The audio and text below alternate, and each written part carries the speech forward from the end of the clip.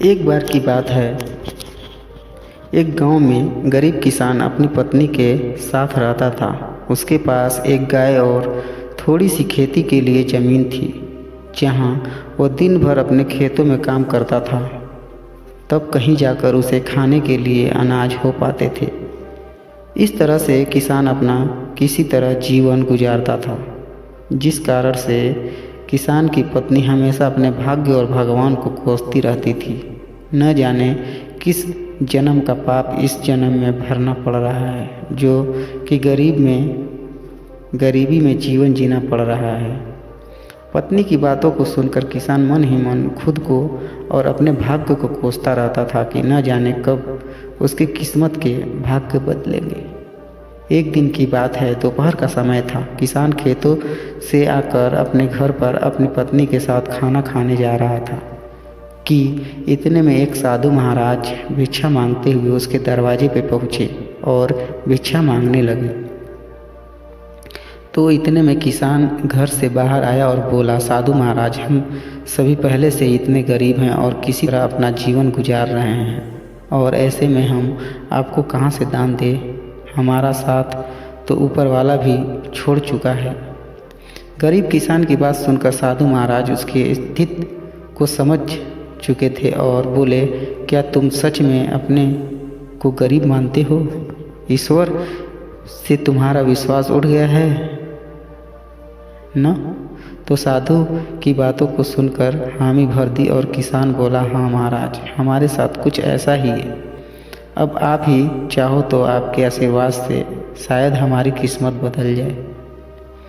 तो किसान की यह बात सुनकर साधु महाराज ने कहा, ठीक है, जैसा हम कहते हैं ठीक वैसे ही करते जाओ। तो गरीब किसान बोला, क्या करना होगा हमें जिससे हमारे अच्छे दिन आ जाएं और हमारी गरीबी दूर हो जाए?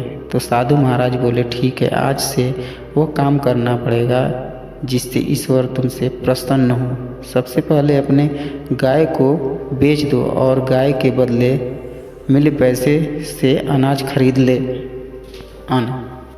साधु की यह बात सुनकर किसान भौचक्का रह गया। उसके पास अपनी खेत की ज़मीन और एक यही गाय तो सहारा है, इसे भी बेच देगा तो फिर करेगा क्या? तो साधु उसे समझाते हुए बोले, अगर मेरे बताए हुए रास्ते पे चलने से तुम्हारा कुछ भी नुकसान होता है तो उसकी भरपाई मैं कर दूंगा। अब जो कहता हूँ ऐसा करते जाओ।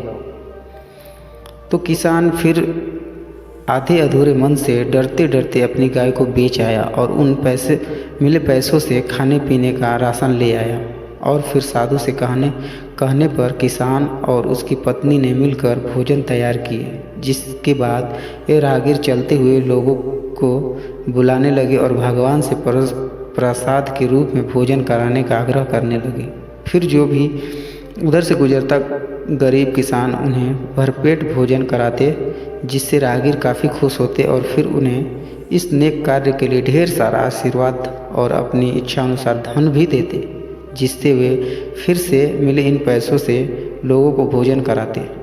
इस तरह साधु महाराज के कहने पर यह रोज़ का सिलसिला चलने लगा। हर दिन गरीब किसान अब मिले पैसों से भोजन प्रबंध करते, जिससे राह चलते लोग प्रतिदिन उसके यहाँ भोजन करते और दान के रूप में किसान को कुछ न कुछ धन जरूर दे जाते थे, जिससे गरीब किसान के दान की बात धीरे धीरे दूर तक फैलने लगी थी। फिर धीरे बड़े बड़े नगरों के सेठ, साहूकार, व्यापारी, राजदरबारी, जो कोई भी उस गांव से गुजरता उस किसान के यहाँ भी भोजन करता और बदले में किसान को इस महान कार्य के लिए ढेर सारा धन भी देते जाते थे, जिससे धीरे धीरे गरीब किसान मिले पैसों से अमीर होने लगा और अब एक गाय के बदले कई ढेर सारे गाय खरीद लाए और अपने भोजन कार्य को भी बढ़ाने लगा। अब किसान मन ही मन खुश होने लगा था। उससे अपने बदलते किस्मत पर भी भरोसा होने लगा था, जिसे देखकर साधु महाराज किसान का हाल पूछते हुए बोले, अब बताओ, तुम भी वही गरीब किसान हो या यहाँ भी दिन रात मेहनत करते हो और कि ईश्वर के बताए गए पुण्य के मार्ग पर चलते हुए लोगों को भोजन कराते हो, जिससे अब ईश्वर भी तुमसे प्रसन्न है। पहले जहाँ खुद के लिए मेहनत करते थे, खुद के लिए ही सोचते थे, लेकिन अब दूसरों के भलाई के बारे में सोचने लगे हो तो ईश्वर भी अब तुम्हारे इस नेक कार्य में तुम्हारा साथ देते हैं। यानी हम सभी ईश्वर को कोसते तो जरूर हैं, लेकिन ईश्वर के बताए मार्ग पर चल नहीं सकते।